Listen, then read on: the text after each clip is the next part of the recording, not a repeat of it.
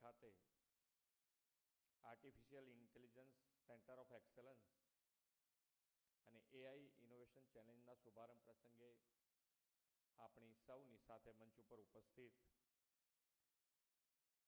મુખ્ય સચિવ શ્રી રાજકુમારજી, કેન્દ્રીય અધિક સચિવ શ્રી અભિષેક સિંહ, જીપ સિટીના સીઈઓ શ્રી તપન રે, અગ્ર સચિવ શ્રીમતી મોના ખંદાર, નાસ્કોમના સ્થાપક શ્રી અસાનકા દેસાઈ, માઇક્રોસોફ્ટ ઇન્ડિયાના chief technology officer doctor Rohini Shrivastava, ઉપસ્થિત સૌ અધિકારીગણ, આમંત્રિત મહાનુભાવ, પ્રેસ મીડિયાના મિત્રો, સૌને મારા નમસ્કાર. આપણે ગુજરાતમાં બેઠા છીએ ને, એવું તો લાગવું જોઈએ ને.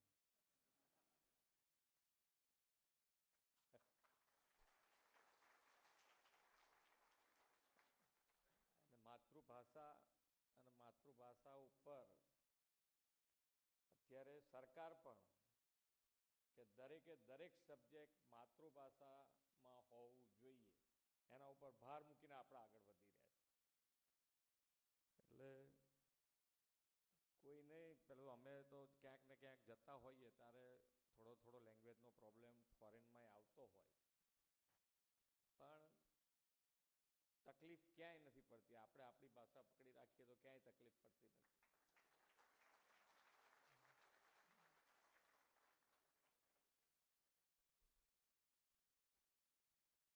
પણ પેલું જે આપણે ગુજરાતી શબ્દ છે ને, હોશિયારી કરવા ગયા તો પણ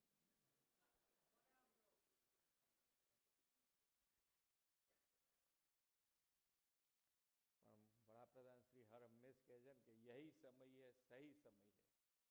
અહીંયા બેઠેલાને લાગે કે ના, ખરેખર આપણો સમય આવ્યો છે કે આપણે આગળ વધી જ રહ્યા છીએ. દરેક સેક્ટર, તમે કોઈ સેક્ટર એવું નથી કે જેમાં અત્યારે ભારત પાછળ પડ્યું હોય. ક્યાંય પણ પાછળ હશે તો ફરીથી એમાં પૂરતું ધ્યાન આપી અને બધા દેશની કમ્પેરિઝનમાં લાવી દઈએ છીએ, કાં તો કમ્પેરિઝનમાંથી અત્યારે બીજા દેશ કરતાં આપણે આગળ વધી રહ્યા છીએ એવી આપણી અત્યારે તૈયારી છે. એ વડાપ્રધાનશ્રીનું આપણા સૌ માટે એ પ્રેરણાદાયક છે. આપણા માટે એમણે જે રીતે ઇનિશિયેટિવ બધા લીધા છે અને ખૂબ સારું આગળ આપણે વધી પણ રહ્યા છીએ. વિશ્વ નેતા અને દેશના યશસ્વી વડાપ્રધાન શ્રી નરેન્દ્રભાઈ મોદીના આગવા વિઝનથી શરૂ થયેલું ગિફ્ટ સિટી એક્સેલન્સ અને ઇનોવેશન માટેનું દેશનું મોટું હબ બની ગયું. આદરણીય વડાપ્રધાનશ્રીનું સ્પષ્ટ માનવું છે કે આપણે વિશ્વના બદલાતા પ્રવાહોને સમજીને અને તેમાંથી એક કદમ આગળ ચાલીએ તો જ આપણે વૈશ્વિક સ્પર્ધામાં ટકી શકીએ. તેમની દૂરંદેશીના પરિણામે ગિફ્ટ સિટી દેશના પ્રથમ ફાઇનાન્શિયલ ટેક સિટી તરીકે ઉભરી આવ્યું અને તેમાં સતત નવા આયામો આપણે ઉમેરતા રહ્યા છીએ. 10 દિવસ પહેલાં જ અહીં ફિનટેક ઇનોવેશન હબની શરૂઆત થઈ અને આજે એઆઈ સેન્ટર ઓફ એક્સેલન્સની શરૂઆત થઈ રહી છે. આજે ગુજરાતને આર્ટિફિશિયલ ઇન્ટેલિજન્સ અને ટેકનોલોજી આધારિત વિકાસનું હબ બનાવવા તરફ એક મોટું પગલું આપણે ભરી રહ્યા છીએ.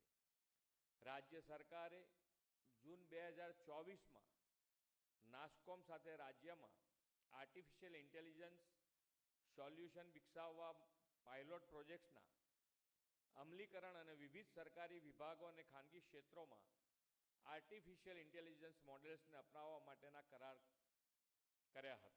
વડાપ્રધાન શ્રી નરેન્દ્રભાઈ મોદીએ ગુજરાતમાં વિકસાવેલી જે કહેવું તે કરવુંની કાર્યશૈલી પર આગળ વધીને માત્ર 7 મહિના જેટલા સમયમાં આ સેન્ટર કાર્યરત થઈ રહ્યું છે.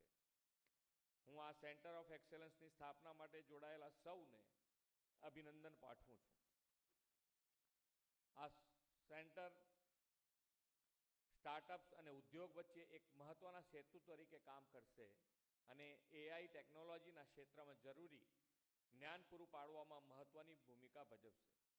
આ સેન્ટર કાર્યરત થવાને પરિણામે નવા સોલ્યુશન બનાવવા માટે નિષ્ણાતો, વ્યવસાયો અને સ્ટાર્ટઅપ્સને એક સાથે આવશે અને એક સુદૃઢ પ્રણાલીનું નિર્માણ થશે.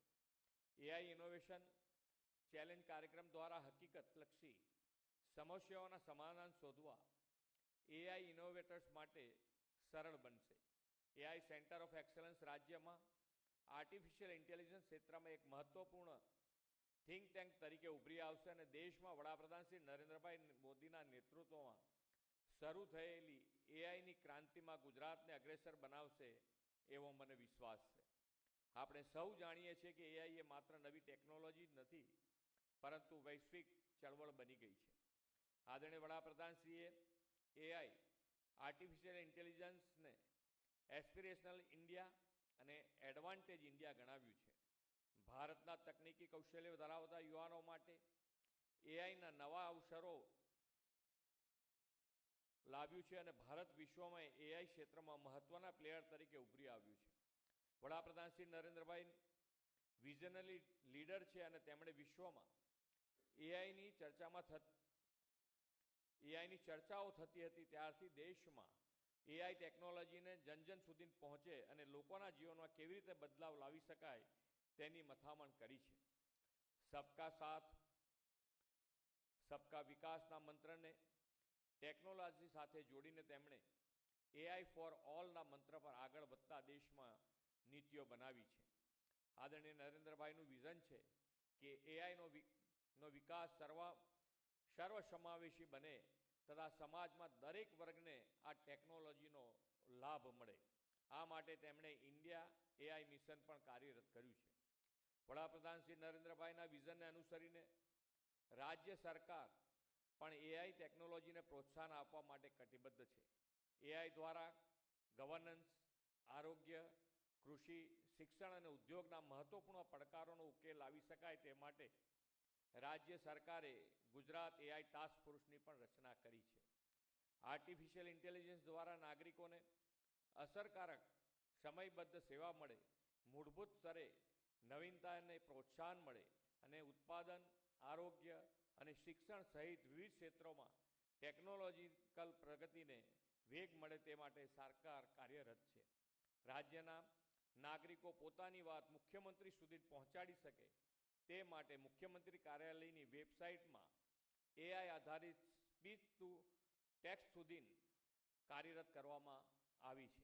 વડાપ્રધાનશ્રીના વિઝન અનુસાર ટેકનોલોજીના નાના શહેરો સુધી પહોંચે તે માટે આગામી દિવસોમાં રાજ્યની આઈટીઆઈમાં એઆઈ પ્રોગ્રામ આસિસ્ટન્સનો 1 વર્ષનો વ્યવસાયલક્ષી કોર્સ પણ શરૂ કરવા જઈ રહ્યા છીએ. તેના પરિણામે રાજ્યમાં આર્ટિફિશિયલ ઇન્ટેલિજન્સ ક્ષેત્રમાં નવું માનવબળ તૈયાર થશે. વડાપ્રધાન શ્રી નરેન્દ્રભાઈના નેતૃત્વમાં આપણે ખૂબ જ ઝડપથી વિશ્વની ત્રીજી મોટી અર્થવ્યવસ્થા બનવાની દિશામાં આગળ વધી રહ્યા છીએ. આવનાર દિવસોમાં નવી ટેકનોલોજી અને ઇનોવેશન અર્થતંત્રનું ચાલક બળ બનશે. ગુજરાતમાં ટેકનોલોજી આધારિત વિકાસને પ્રાધાન્ય આપીને આપણે વિકસિત ગુજરાત દ્વારા વિકસિત ભારતના નિર્માણ માટે કટિબદ્ધ થઈએ એ જ અભ્યર્થના સાથે વિરમું છું. ભારત માતા કી જય. વંદે માતરમ. જય જય ગરવી.